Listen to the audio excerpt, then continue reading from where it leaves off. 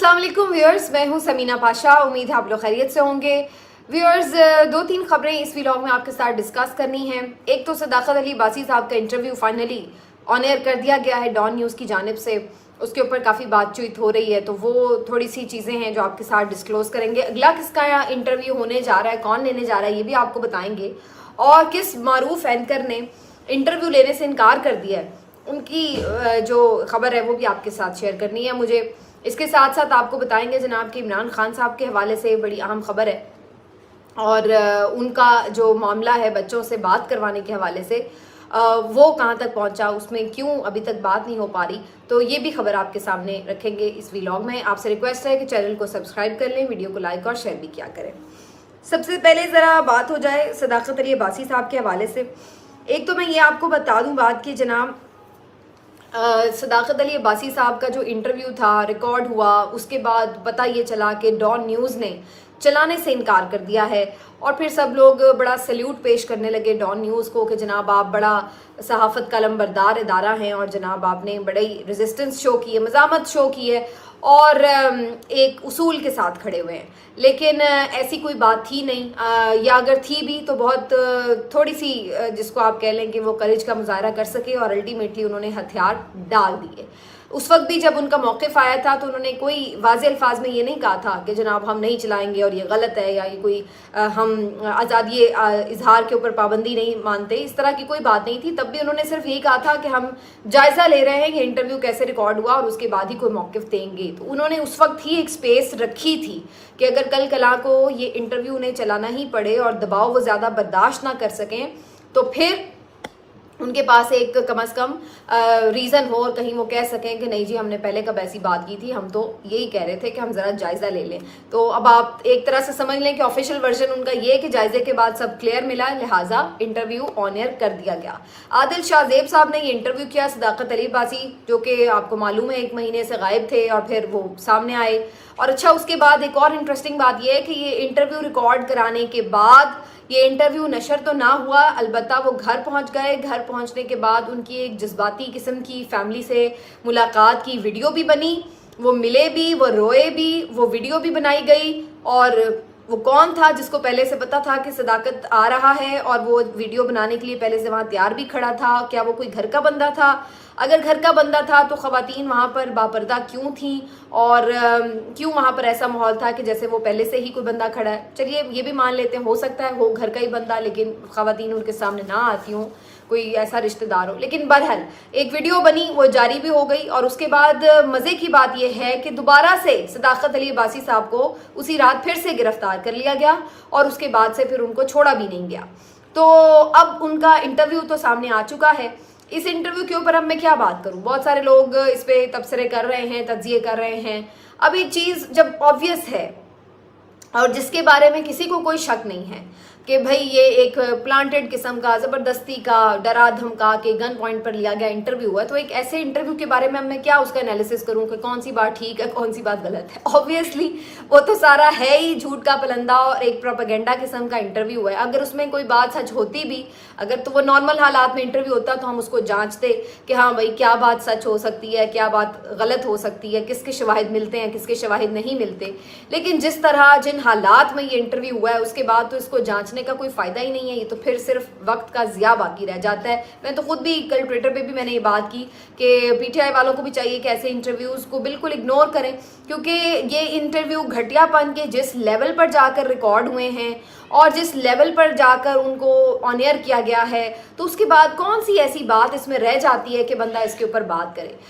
बस ये एक मैं चीज़ अलबत्ता देखना चाह रही थी कि क्या कामरान शाहिद की तरह आदिल शाहजेब ने भी कुछ ओवर एक्टिंग की है या उन्होंने कुछ बेहतर परफॉर्म किया।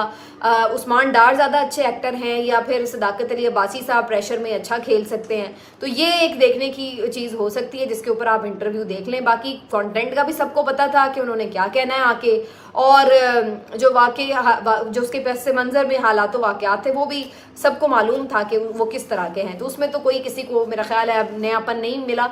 जहाँ तक ये बात है कि आदिल शाहजेब साहब ने बड़ा ही ज़बरदस्त इंटरव्यू कंडक्ट किया, क्योंकि कामरान कामरान शाहिद की निस्बत उन्होंने ओवर एक्टिंग नहीं की। कामरान शाहिद के इंटरव्यू में खासी ओवर एक्टिंग थी, हालांकि होनी नहीं चाहिए थी। देखें, वो तो एक एक्टर के बेटे हैं, उनकी तो बेहतर एक्टिंग होनी चाहिए थी, लेकिन वो थोड़ी ओवर एक्टिंग कर गए। लेकिन आदिल शाहजेब जो हैं उसमें मैं उन्हें फुल मार्क्स दूंगी। उनको मेरा ख्याल है वैसे भी वो दिखने में भी ठीक हैं, तो अगर वो चाहें तो मेरा ख्याल है कि कोई एक्टिंग वैक्टिंग में अपना आगे हुनर आजमा सकते हैं। अच्छी एक्टिंग उन्होंने की और उसके साथ साथ उन्होंने कहीं पर भी ओवर एक्टिंग भी नहीं की, मज़े की बात है। और कहीं वो कोई होता है ना कि आप कहीं पे नज़र ही चुरा लेते हैं कि यार क्या मैं घटिया हरकत कर रहा हूँ, तो मतलब इस तरह की भी कोई एलिमेंट उन्होंने बीच में आने नहीं दिया। तो ये भी यानी उनका जो वो एक लेवल होता है ना ढिठाई का, जहाँ पर आप बिल्कुल बेहिस होकर, आप बिल्कुल कोल्ड ब्लड होकर कर लेते हैं, तो वो वाला उन्होंने अच्छे से प्रेजेंट किया। तो वेल डन आदिल शाहजेब। बाकी जो कामरान शाहिद साहब हैं वो कहीं कहीं झोल खा रहे थे, तो वो एक अलग बात है। लेकिन बहरहाल जी डॉन इंतज़ामिया जो है रेजिस्ट नहीं कर पाई, उन्होंने ये इंटरव्यू ऑन एयर कर दिया। एक जो उसमें कंटेंट में नई बात है कि किसी भी तरह बुशरा बीबी साहिबा को बीच में इन्वॉल्व करने की कोशिश की गई है। उसमें आदिल शाहजेब को ये बता रहे हैं सदाकत अली अब्बासी कि बुशरा साहिबा जो हैं उनके कहने पे ये सारा जो प्लान था वो बनाया गया और मीटिंग भी कराई गई और उसमें लोगों को, तो अब ये एक अजीब सी बात थी क्योंकि इसमें कोई शवाहिद तो नहीं मिलते कि वो कहीं किसी मीटिंग में खुद प्रेजेंट रही हो, उसका कोई हिस्सा हो, तो उन्हें किसने बता दिया सदाकत अली अब्बासी साहब को। तो ये इंपॉर्टेंट, लेकिन जिसका मकसद नज़र आ रहा है वो ऑब्वियसली यही नज़र आ रहा है कि समहाउ और द अदर बुशरा साहिबा को भी किसी ना किसी चीज़ में इन्वॉल्व करना है, तो ये एक चीज़ नज़र आ रही है। उसके अलावा इस इंटरव्यू के हवाले से एक जो चीज़ देखी जा सकती है वो ये कि इस इंटरव्यू के बाद भी बहुत चीज़ें जो हैं वो सोशल मीडिया पर नज़र आने लगी, क्योंकि बहुत सारे जो पीटीआई के वर्कर्स हैं, सपोर्टर हैं, कारकुनान हैं और बहुत सारे इवन जो यानी समझते हैं इंडिपेंडेंटली इन्वेस्टिगेट करते हैं चीज़ों को, वो भी जब उनके पुराने ट्विटर अकाउंट से चीज़ें निकाल रहे थे तो उसमें सामने ही नज़र आ रहा था कि सदाकत अली अब्बासी साहब की अपनी वीडियो मौजूद थी 9 मई की, कि जिसमें वो बाकायदा ये अनाउंसमेंट कर रहे हैं कि भाई तोड़ फोड़ नहीं करनी, जलाओ घेराव नहीं करना। चेयरमैन पीटीआई इमरान खान साहब की बाकायदा ये हिदायत है कि कोई तोड़ फोड़ ना हो वगैरह वगैरह, तो उसमें तो वो इतनी क्लैरिटी से कह रहे हैं और वो 9 मई की ही वीडियो है। तो अब यानी जिस दिन आप वहाँ पे मौके पे मौजूद थे उस दिन आप ये खुद कह रहे हैं और लोगों को मना कर रहे हैं, और बाद में आप इंटरव्यू में आके कह रहे हैं कि जी बिल्कुल तोड़फोड़ भी हुआ, जलाओ घेराव भी हुआ और ये सब इमरान खान के कहने पे हुआ। तो इस कदर तजाद, और फिर उसके बाद उनके 20 प्रोग्राम हैं ऐसे जिसमें टॉक शोज में वो आके डिफेंड करते रहे हैं, तो बिल्कुल ही कोई ज़ाहिर है मेरा तो ख्याल है इतनी डिफेंस देने की भी ज़रूरत ही नहीं है, क्योंकि उससे पहले ही सबको पता था कि ये क्या है इंटरव्यू और इसकी क्या हैसियत है। लेकिन फिर भी बहरहाल पीटीआई के जो सपोर्टर्स हैं, सोशल मीडिया टीम है, वो निकाल के सारा कुछ सामने ला के मुँह पर मार दिया कि ये पड़ा है, तो इसलिए पहले भी इनकी कोई हैसियत नहीं थी, मजीद भी कोई इनकी हैसियत नहीं है। लेकिन ये सिलसिला अभी तक रुका नहीं है।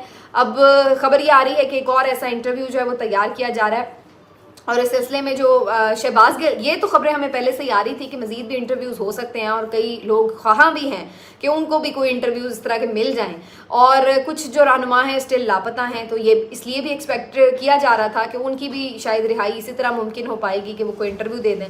तो इस सिलसिले में जो शहबाज गिल साहब की खबर है वो ये कि जी शाहजेब खानजादा साहब जो है जियो के, वो अब कोई इंटरव्यू, अब ऐसा अगला जो इस सीरीज़ की अगली एपिसोड है वो कंडक्ट करेंगे। तो सबको मेरा ख्याल है एक इंटरव्यू दिया जा रहा है ताकि सबको खुश रखा जा सके, कोई महरूम ना रह जाए।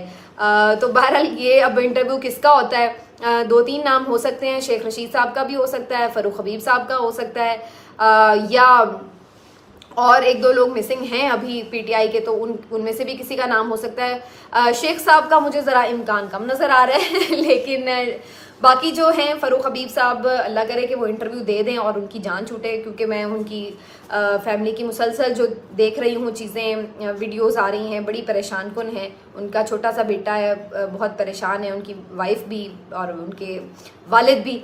तो मेरी दुआ है कि अल्लाह करे अगला इंटरव्यू फ़रूख हबीब का हो और उनकी भी जान छूट सके। तो बहरहाल जी ये तो इंटरव्यूज़ की कहानी है। अलबत्ता एक मैं आपको खबर और यहाँ पे शेयर कर दूँ, बड़ी इंटरेस्टिंग और अच्छी बात कि जो मंसूर अली खान साहब हैं उन्होंने अपने वीलॉग में ये ज़रूर एक बात की है कि उनको अगर कोई ऐसा इंटरव्यू ऑफ़र किया जाता तो वो इनकार कर देते, वो बिल्कुल ना करते, बल्कि अगर उन पर प्रेशर डाला जाता कि लेना ही है तो वो इस्तीफ़ा दे देते, वो सहाफ़त छोड़ने को प्रेफर करते बजाय इसके कि वो इस टाइप का कोई इंटरव्यू कंडक्ट करें। और उन्होंने बड़े खुलकर इसके ऊपर अपना एक मौक़िफ़ दिया है, अपनी एक लाइन ली है। उस पर उन्होंने कहा है कि ये तो ऐसे ही है बिल्कुल जैसे सहाफ़त का जनाजा निकल रहा है। ठीक है, आप पीटीआई पे इख्तिलाफ़ करें बहुत सारी चीज़ों पे, लेकिन अब जिस लेवल पर आप चीज़ों को लेकर जा रहे हैं वहाँ तो अब ये सूरत हाल है कि जो मुखालिफ कैंप में भी खड़े लोग थे, पीटीआई के मुखालिफ कैंप में भी जो लोग खड़े थे, वो भी अब उनकी भी चीखें निकल गई हैं कि भाई बस कर दें, अब इससे भी ज़्यादा आगे आप कहाँ जा रहे हैं। तो मंसूर ने इसके ऊपर जो है वो जहां इसको ये एक बड़ा अनाउंसमेंट किया है, वहीं मैं तो इसको एक एंगल से और भी देख रही हूँ कि बेसिकली तो एक तरह से उन्होंने इसकी तस्दीक भी कर दी है। यानी बाकी तो हर जगह से तस्दीक हो ही रही है कि किस माहौल में ये इंटरव्यू हुआ है और किसने किया और कैसे किया वगैरह, लेकिन अब आप ये देखें कि वो लोग भी इस तरह के मामलात पर तनकीद करने पर मजबूर हो गए हैं कि जो उन पीटीआई के हामी कभी नहीं रहे, और मंसूर उनमें से एक हैं जो पीटीआई के नाक़दीन में से रहे हैं। लेकिन अब उनका ये कहना कि ये इंटरव्यू इस तरीके से हुआ है, एक प्लांटेड इंटरव्यू है, दबाव में हुआ है, और एक बंदा जिन हालात पे गायब रहा और फिर वो आके इंटरव्यू दे रहा है, तो ये ज़ाहिर है मामला इतना आसान तो नहीं है। उसे ला के बिठा दिया गया जिसकी हालत भी बेचारे की ठीक नहीं लग रही। तो यहाँ पर इसका मतलब है कि उन्होंने समहाउ इस बात की तस्दीक भी कर दी है कि ये सब हुआ है इनके साथ। तो इससे आप अंदाज़ा लगा लें कि ये जो चीज़ें हैं ये किस लेवल पर हो रही हैं और अब कितनी ओपन हो रही हैं कि अब किसी को इससे फ़र्क भी नहीं पड़ा कि हमारे यहाँ क्या इमेज बन रहा है या नहीं बन रहा, या हमने जो एक कम से कम थोड़ा बहुत पर्दा ही रखा हुआ था वो पर्दा भी हटता चला जा रहा है। लेकिन इससे किसी को ऐसा लग रहा है कि कोई सरोकार नहीं है, बिल्कुल जिसको आप कहते हैं ना, आप बिल्कुल ब्लाइंड हो जाते हैं बाज़ुकात इंतकाम में, गुस्से में, अपनी जो भी मकसद के हसूल में। तो वो वाली जो कैफियत है वो इस वक्त हमें दिख रही है स्टेट की कि ये वाला मामला हो चुका है। आगे मैं चलूँ तो आपको बस मैं इतना बताऊं कि जो इमरान खान साहब हैं उनके हवाले से दो अहम खबरें हैं जो इस व्लॉग में आपके साथ शेयर करना चाहती हूँ। एक तो इमरान खान साहब का नाम टीवी चैनल्स पर नहीं चल रहा स्टिल, और ना ही उनकी पिक्चर या वीडियो चलती है। तो इसके ऊपर जब आप किसी हुकूमती मौक़िफ़ लेते हैं किसी बंदे का, तो वो आगे से कह देते हैं कि जनाब हाँ हमने तो कोई ऐसा ऑर्डर नहीं किया हुआ, कोई पाबंदी नहीं है। लेकिन हकीकत यही है कि फिर भी चैनल्स नाम नहीं ले रहे। ये मरियम औरंगज़ेब साहिबा भी यही कह रही थी। उसके बाद अभी निगरान वज़ीर आज़म साहब ने भी एक सवाल के जवाब में यही बात की है कि कोई पाबंदी नहीं है। और उसके बाद अब इस मामले पर जब कोर्ट में समाअत हुई है तो कोर्ट में भी वकला की तरफ से यही, उनके वकला की तरफ से, पैमरा की तरफ से या हुकूमती वकील की तरफ से यही बताया जा रहा है कि जी कोई पाबंदी नहीं है ऐसी। तो ये एक तरह से ऐसी एक इन्होंने लाइन ली है कि जिसमें पूरा मलबा जो है, बर्डन जो है वो चैनल्स पर डाल दिया कि चैनल तो अपने तौर पर ही जैसे इमरान खान का बॉयकॉट करके बैठे हैं और नाम लेने से खुद ही परहेज कर रहे हैं, लेकिन हमारी तरफ से तो ऐसा कोई रिटन ऑर्डर नहीं है, कोई हदायत नहीं है। तो इस पर अदालत की तरफ से आज एक बड़े अहम रिमार्क आए और मैं आपके साथ शेयर कर लूँ। उन्होंने कहा कि जी आप ये बात कर रहे हैं कि जी कोई ऐसा हुक्म नहीं है, तो क्या कोई ऊपर से हुक्म आया है? और अगर कोई ऐसा हुक्म ऊपर से आया है तो फिर चेयरमैन पैमरा क्या कर रहे हैं? फिर चेयरमैन पैमरा को चाहिए कि वो इस्तीफ़ा दे दें अगर वो किसी के दबाव में है, प्रेशर में है। अच्छा, अब उसूली तौर पर तो ये मैं कह सकती हूँ या कोई आप सुने तो ये कह सकते हैं कि भाई चेयरमैन पैमरा अगर बेख्तियार है तो भाई इस्तीफ़ा दे दो अगर आप के ऊपर कोई प्रेशर डाल रहा है। लेकिन माजरत के साथ मैं अदालत से ये एक्सपेक्ट नहीं करती कि वो लोगों को ये मशवरे दे कि भाई अगर कोई आपको प्रेशराइज कर रहा है तो आप इस्तीफ़ा दे दो। अदालत का काम ये है कि आप इंसाफ दें, मशवरे ना दें। आप उसको बुलाएं जो उनको ये प्रेशर दे रहा है। आप ये ना कहें कि अगर आप प्रेशर बर्दाश्त नहीं कर सकते तो आप ही घर चले जाएं। भाई क्यों भाई, कोई अपनी नौकरी क्यों छोड़ के जाए और कब तक जाता जाए? चेयरमैन नैब का उन्होंने हवाला भी दिया कि चेयरमैन नैब जो है वो मुस्ताफ़ी होकर चले गए। तो भाई चेयरमैन नैब जाए, कल को आज पैमरा वाला जाए, कल को PIA वाला जाए, कोई जाए, भाई सब चले जाएं और मैदान खुला छोड़ दें। क्यों भाई, क्यों लोग क्यों छोड़ के जाएं अपनी नौकरियां? आप इस बात को यकीनी बनाएं कि जनाब ये ऊपर के ऑर्डर जो हैं इनको बंद करना चाहिए सिलसिले को, और जो कानून और इंसाफ के मुताबिक जो तरीक़ाकार है उसके मुताबिक रियासत चले। अब ये जो ऊपर के ऑर्डर है और आप मशवरे अगर ये देंगे कि जी आप इस्तीफ़ा देके घर चले जाएं, तो फिर अदालत को भी मैं एक बात पूछूंगी कि आपके भी अब ऑर्डर्स पे अमल दरामद नहीं होता। आप जमानत देते हैं, बंदे गिरफ्तार हो जाते हैं, आप कहते हैं रिहा करो तो उनको रिहा नहीं किया जाता। आपकी बहुत सारे मामलात पे आप कहते हैं इलेक्शन कराओ, इलेक्शन नहीं होते। तो अगर आपकी भी बात नहीं मानी जा रही तो फिर आप भी इस्तीफ़े दे के घर जाए ना। आप तो अपनी जगह पे बैठे रहते हैं, लोगों को आप मशवरे दे रहे हैं कि इस्तीफ़ा देके घर चले जाओ। अगर आप जालिम को उसका हाथ नहीं रोक सकते, उसको सज़ा नहीं दे सकते, उसको कटहरे में नहीं बुला सकते, तो आप किस मर्ज़ की दवाएं? फिर आप मजलूम को सिर्फ ये कहने के लिए बैठे हुए हैं कि या तो बर्दाश्त कर लो या फिर आप इस्तीफ़ा देके घर चले जाओ। तो ये हमारी अदालतों का आजकल हाल है। इसके अलावा भी जो इमरान खान साहब की बेटों से बात करने का मामला है, अटक जेल में भी यही मसला था। अटक जेल के सुपरिटेंडेंट भी अपने तौर पर ही जो थे वो तय करके बैठे हुए थे कि जिन्होंने बात नहीं करवानी। अदालत के वाज़ेह अहकामात के बावजूद उधर भी उनकी बात नहीं करवाई गई। और अब अडयाला जेल में भी यही सूरत हाल है। यहाँ पर भी जो अडयाला के सुपरिटेंडेंट हैं उन्होंने अपने तौर पर ही ये फैसला सुना दिया है कि जी चूंकि इनके ऊपर ऑफिशियल सीक्रेट एक्ट लगा हुआ है तो लिहाजा बैरून मुल्क किसी भी शख्स से बात करवाना सेफ नहीं है, लिहाजा मैं जी इनकी बेटों से बात नहीं करवा सकता। अब भाई पहली बात तो ये है कि आप कौन होते हैं ये डिसाइड करने वाले कि जी आप अदालत हैं क्या? आपके पास कौन सी अथॉरिटी है कि आप ये सोच रहे हैं कि जी बात करवानी है या नहीं करवानी? और दूसरी बात ये कि अगर आप ये सोच भी रहे हैं तो आप ये बता दें कि साइफर वाला जो मामला है वो तो बाद में हुआ है। अडयाल जब अटक में मौजूद थे तब तो अभी साइफर केस स्टार्ट भी नहीं हुआ था इमरान खान साहब के ऊपर, तो उस वक्त फिर क्यों नहीं बात करवाई गई थी? तो ये अजीब और गरीब सा जो तमाशा है, इसका मकसद सिर्फ ये है कि इमरान खान को ज़हनी तौर पर तशद्दुद का निशाना बनाना है, उनको अजियत में रखना है कि जी हम आपको आपकी फैमिली से मिलने नहीं दें या आपके बेटों से बात ना कराएं। जिस चीज़ से भी जो उनको कोई सुकून मिल सकता है उस चीज़ से उनको दूर रखा जाए। अगर वो चहलकदमी में अच्छा महसूस करते हैं तो उन्हें चहलकदमी ना करने दो, अगर वो बेटों से बात करके अच्छा महसूस करते हैं तो उन्हें बेटों से बात ना करने दो। तो इस तरह की छोटी छोटी हरकतें करके जो है वो आप उनको डिस्टर्ब करना चाहते हैं बेसिकली। अल्टीमेटली वो खुद ही आपको करना भी पड़ता है, आप चहलकदमी की भी इजाज़त देनी पड़ी है, कल आपको फ़ोन पर भी बात हो ही जाएगी, लेकिन आप इसमें अलबत्ता बुरी तरह एक्सपोज हो गए कि ये आपका छोटा लेवल है। और जहाँ तक हमारा पूरा सिस्टम है, इंतज़ामिया है, चाहे वो जेल की हो, अदालतों के अहकामात हैं, वो सब भी अब हर चीज़ खुल के सामने आ रही है कि भाई देख लें आप, ये है आपकी औकात टोटल सिस्टम की भी, अदालत की भी, आपके अहकामात की भी। और अब उसके बाद इस मामले के ऊपर भी जो अदालत साहब हैं उन्होंने, जो जज साहब हैं उन्होंने अब SOP मांग लिए हैं सुपरिटेंडेंट अडयाला जेल से कि भाई आप SOP लेके आएँ कि क्या इस पर जेल का कानून कहता है। तो भाई आपने जब हुक्म दे दिया तो बात ही ख़त्म हो गई, लेकिन नहीं, अब उनको पूरा मौका तो दिया जाएगा। चलिए भी ठीक है, देख के ये भी देख लें आप, लेकिन कहानी यही है, जो मकसद वही है जो मैं आपको ऑलरेडी बता चुकी हूँ। मिलते हैं आपसे अगले वीलॉग में, अपना ख्याल रखिए, अल्लाह।